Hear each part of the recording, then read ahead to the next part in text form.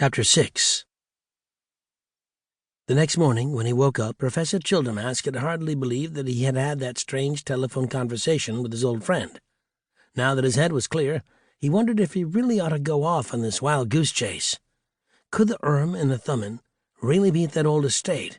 It seemed very unlikely. But, on the other hand, the thing that had happened to Johnny was pretty unlikely. And how else could he be saved? The doctors at the hospital couldn't drive the spirit of Warren Windrow out of Johnny's body.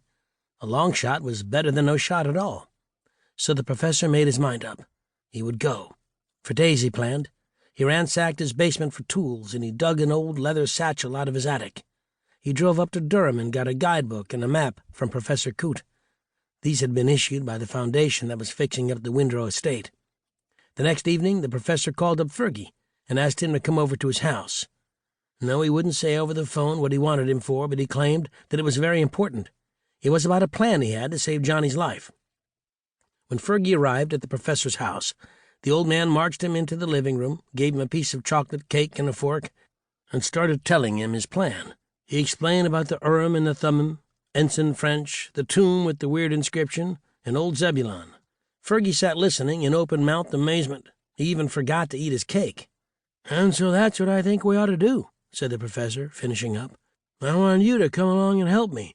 I need someone who's gutsy and resourceful. I need someone who won't cave in when the going gets rough, and that's you, my friend. You know what's happened to Johnny, and you also know that there's very little chance of saving him unless we fight magic with magic.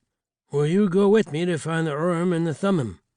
Fergie put his uneaten cake down on the coffee table and pondered. There was a doubtful frown on his face. He had seen Johnny's twisted face. He had seen and heard a lot of strange things in the last few months. But he was a skeptical kid, and he didn't really want to believe that an evil spirit had taken possession of Johnny's body. There might be some other explanation, a scientific one. I don't know, Professor," said Fergie slowly. "All this stuff about amulets and devils sounds kind of nutty to me. Maybe Johnny really does have a brain sickness like the doctors say." The professor was beginning to get exasperated. "Oh, brain sickness, your grandmother," he growled. "You told me that he saw a box."